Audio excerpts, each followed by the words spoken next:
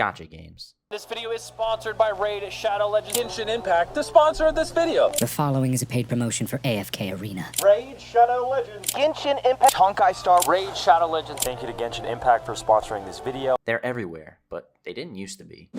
The phenomenon started in Asia, particularly Japan, where the term gacha originated from capsule toy vending machines created in the 60s called gachapon. I apologize if I butchered that, pronunciation is not my strong suit. These game-like machines gave players a thrill unlike any other, and it only took just a small amount of money. As the years went on, these machines began to evolve. Corporations began to see them for the cash cows they were. They began to realize that if they could somehow manage to exploit that small amount of money, they can make billions. And that's exactly what they did. They began to transform them from physical landmarks to virtual addictions, with the creation of games like Dragon Puzzle, Puzzle and Dragons, and Blade Frontier. Corporations began their shift to mobile platforms. This shift would allow them to reach new heights, marking the first time the gacha concept would be able to reach the West. Well, almost. For the first few years of gacha games, the West wasn't very interested. They were too busy watching fake BO2 zombie guide videos. Welcome, my name's Ali A, and I'm going to be doing... Sure, you can argue that Puzzles and Dragons was making waves in North America, but if you actually break down the numbers, it's just not true. By 2014, around 2 years after its release, it only managed to achieve 4 million downloads, representing a measly 0.01% of the North American population. Now, don't get me wrong, that's still an impressive number. Not as impressive as them bringing in over $1.5 billion in revenue, but who might have claimed they're targeting children for money? Realistically speaking, even with the title of the leading gacha game of the West, they were still barely even scratching the surface of North America and the West as a whole, which ultimately left the gate open for something much bigger and better to be created. And in that same year, 2014, something was created that propelled gacha further than it had ever gone before, a game by the name Summoner's War. Honestly speaking, the real game that popularized gacha in the West will always be a debate. Some people claim it was Puzzles and Dragons, even though I already explained why it wasn't them. Some people claim it was Genshin Impact, and most importantly, some people claim it to be Summoner's War.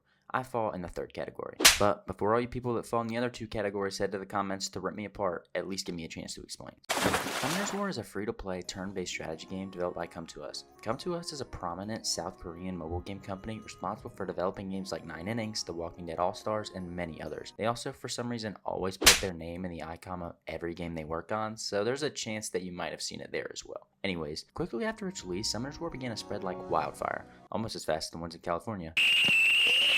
By the end of 2015, it had managed to surpass 50 million downloads, generating over $500 million in lifetime revenues, with North America and Europe accounting for 32%, almost a third of what the game was accomplishing. And they didn't stop there. Only a few years later in 2017, the game had exceeded 80 million worldwide players, as well as grossing over $1 billion, with the US alone accounting for 370 million. Again, a little over a third. The numbers Summoner's War was doing at the time was something that was completely unheard of for a gacha game. I mean, to put this in perspective, Puzzles and Dragons surpassed 90 million downloads in 2023. 5 years after Summoner's War. Yes, you heard me right. 5 whole years. This just goes to show that when a gacha game is actually able to break into the Western market, their downloads and player count are able to transcend numbers that have never been seen before. But the real question is, how did they do it?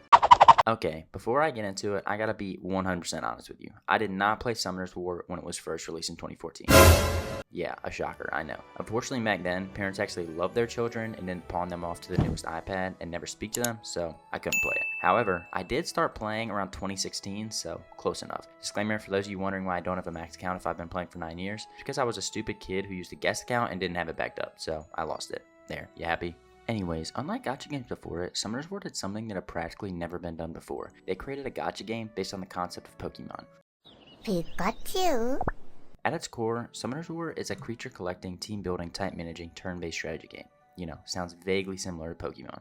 Now, unlike the base layer of Pokemon, Summoner's War took the creature collecting formula and infused it with a level of depth and complexity that would confuse even the most hardcore of players. Every monster consists of their own unique skills, with some potentially having passive and or leader skills, elemental attributes ranging from any of these different types, and 1 of 5 different combat rules. Oh, I also forgot to mention, each monster can upgrade its skills, attach runes to upgrade its stats, level up in order to increase its star power, and awaken to become an even stronger unit than it already is. Now, I know what you're thinking, that's a little iffy. Well, you're wrong.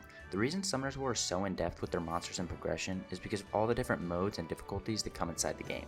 They have a single-player campaign known as the Scenario that you can play on 3 different difficulties that present a different challenge as you progress through it. They also have countless PvE dungeons ranging from Giant's Keep to Dragon's Lair to the different elemental wizards, each dropping different rewards such as runes, elemental wards, or simply just scrolls, all of which is needed to strengthen and enhance your monsters. They also have multiple PvP modes with things like the Arena, Live Arena, and Guild Wars that allow you to test your mettle against real players. These different modes and challenges not only provide variety, but also ensure that players are constantly engaged and striving to improve their team, otherwise known as incentivizing the gacha format. They want you to spend money to summon more monsters to become stronger to progress in their game. Honestly, gacha games are about as scummy as companies can possibly get in my opinion. Well, other than letting all their female employees get sexually harassed by their bosses, but it's not like that's ever happened before, right? On top of all the different monsters and different things to do, another way that Summoners War excels is their regular updates and events that keep the game feeling fresh and exciting.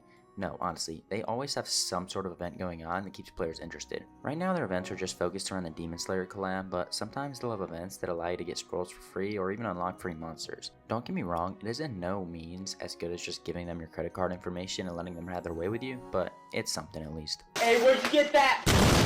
You need that plant fruit! Since the release of Summoners War over a decade ago, it has impacted and helped shape gacha games in massive ways. Outside of just introducing the West to the gacha format, they also had a huge impact on the standards for gacha games as a whole.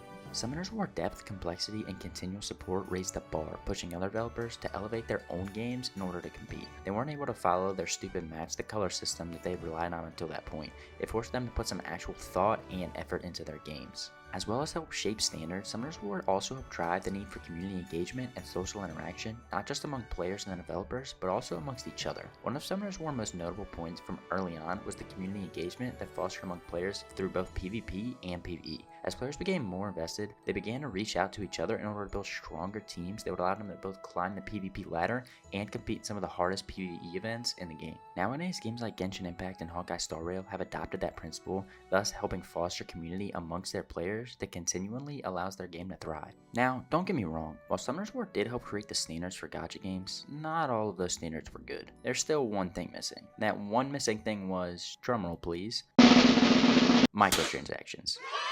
If I'm being honest, I 1000% blame gacha games for popularizing microtransactions. Don't get me wrong, I understand why they have them and how important it is for the game to survive, but I don't care. Microtransactions in gacha games are primarily used to target and trick children into spending money by showing them a new strong character that they can give them an edge in battle. I also hate it because it promotes pay-to-win behavior, but that's a whole different issue. I know it's not really Summoners War's fault as it's what they had to do in order to survive, but I still blame them as they help popularize this stupid sort of behavior in gaming. Regardless how you feel about gacha games and Summoners War as a whole, there's absolutely no denying that it will leave a massive legacy in the gaming industry. It helps show how to create a lasting, engaging, and financially successful gacha game in the West. They proved that with the right mix of gameplay, strategy, and support that they could capture and retain a global audience. They helped influence a plethora of titles like Fate Grand Order, Fire Emblem Heroes, and of course Genshin Impact. Genshin Impact is literally a team building strategy game with gacha mechanics, with the only difference being in terms of combat. So yes, Summoners War did help influence it. Get over it. Even today, Summoners War continues to be a relevant force in the gaming industry. Between its mobile and Steam counterparts, it still averages tens if not hundreds of thousands of daily players. Its continued success serves as a testament to the game's enduring appeal and dedicated community it's built over the years. All in all, Summoners War's influence on the world of gacha cannot be understated. Its unique blend of creature collecting, strategy, and in-depth progression sets a new standard for not just gacha games, but mobile games in the West in general. While microtransactions and the overall monetization strategies behind gacha games are scummy in all aspects, there's no denying that Summoners War's impact on gaming culture has been profound. It shows developers that gacha can be more than just a simple color matching cash grab. With the right design, it can foster a passionate, dedicated player base that keep coming back for more, meaning they'll spend more of their hard-earned money on stupid microtransactions. Nah, I'm kidding. Kinda. Ultimately, Summoners War didn't just introduce gacha games to the West, it revolutionized them. Whether you love or hate the genre, you can't ignore the lasting mark it's going to leave on the gaming industry as a whole.